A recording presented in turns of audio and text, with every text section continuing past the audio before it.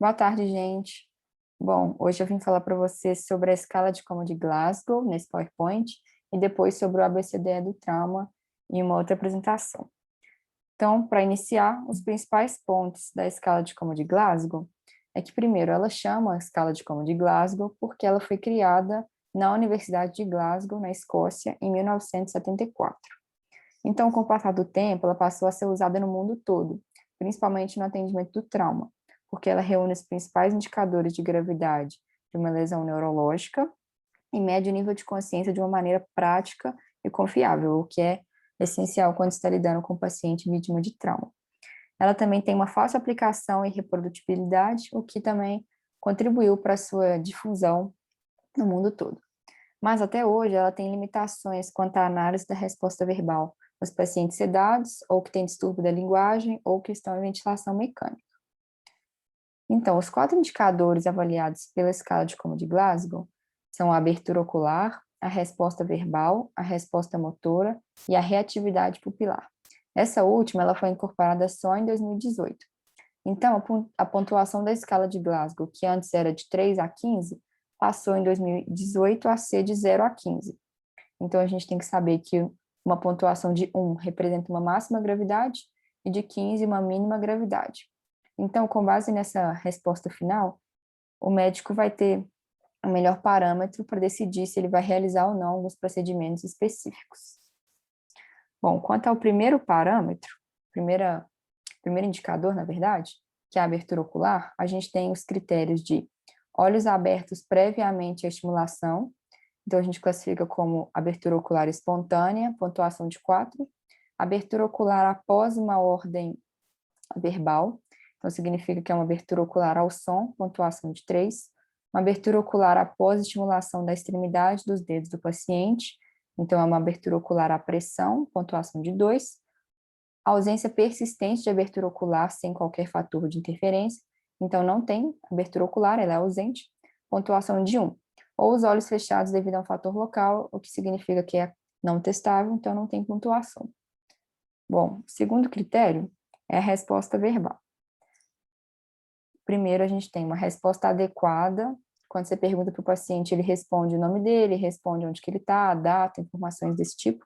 Então, uma resposta verbal orientada, pontuação de 5. Quando você tem uma resposta não orientada, mas o paciente consegue se comunicar, é uma resposta verbal considerada confusa, pontuação de 4 pontos. Quando o paciente fala somente palavras isoladas, inteligíveis, que a gente não consegue compreender, palavras aleatórias, a gente classifica a resposta verbal como palavras, pontuação de 3. Quando o paciente faz apenas gemidos, é uma resposta verbal somente de sons, pontuação de 2. Quando não tem resposta verbal audível sem fator de interferência, é uma resposta verbal ausente, pontuação de 1. Ou se tem algum fator que interfere com a comunicação, a classificação é não testável, portanto, não tem pontuação. O terceiro parâmetro é a resposta motora. Bom, o primeiro critério é o cumprimento de ordem com 2 ações, quando você pede para o paciente fazer uma ação motora e ele faz. Então, a resposta motora a ordens, pontua 6. Quando você pede para o paciente, ele consegue elevar a mão acima do nível da clavícula, significa que ele consegue localizar a dor, então a pontuação é de 5.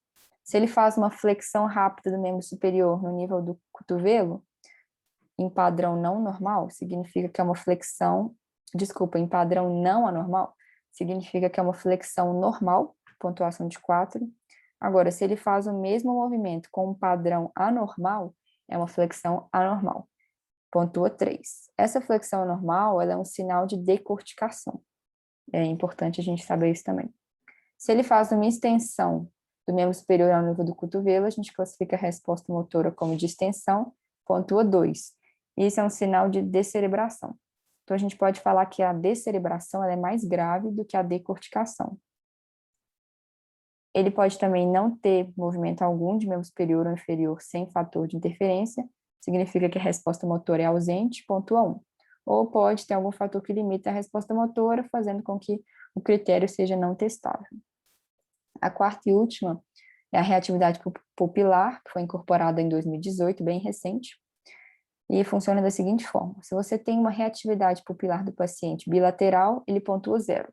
Se é unilateral, ele pontua -1, e se não há reatividade pupilar em nenhum dos olhos, -2. Então, assim, a gente pode ter a pontuação final do paciente. A abertura ocular, então, varia de 1 a 4, você vai somar essa resposta com a resposta verbal, que varia de 1 a 5, somada com a resposta motora, que varia de 1 a 6. Esse valor total somado, a gente vai subtrair da reatividade pupilar, que varia de 0 a -2. Desculpa, faltou o menos. Então, de acordo com essa pontuação final, a gente pode classificar o grau da lesão. Se a pontuação for entre 13 a 15, ela é considerada leve, entre 9 e 12, moderada, entre 3 e 8, grave, e menor que 3, aquele paciente já está em coma. E é importante destacar também que uma pontuação menor ou igual a 8 já é um indicativo claro de intubação ou intubação orotraqueal. Bom, agora eu coloquei um exemplo que eu peguei no site de referência para a gente poder testar o nosso conhecimento sobre a escala de coma de Glasgow. Então, imagine que você é chamado para avaliar um paciente que tenha sido projetado do assento do passageiro de um carro em alta velocidade. Ele não faz movimentos oculares, verbais ou motores espontâneos, nem em resposta a solicitações verbais. Quando estimulados, os olhos dele não abrem e ele emite apenas sons incompreensíveis. Os braços dele estão em flexão anormal. Ele tem reatividade pupilar bilateral. Bom, então o mais importante seria que os olhos não abrem ao estímulo, emite sons incompreensíveis, braços em flexão normal, reatividade pupilar bilateral. Assim a gente identifica os 4 indicadores. Então a resposta seria: esse paciente é classificado como abertura ocular pontuação 1, resposta verbal 2, resposta motora 3 e reatividade pupilar 0.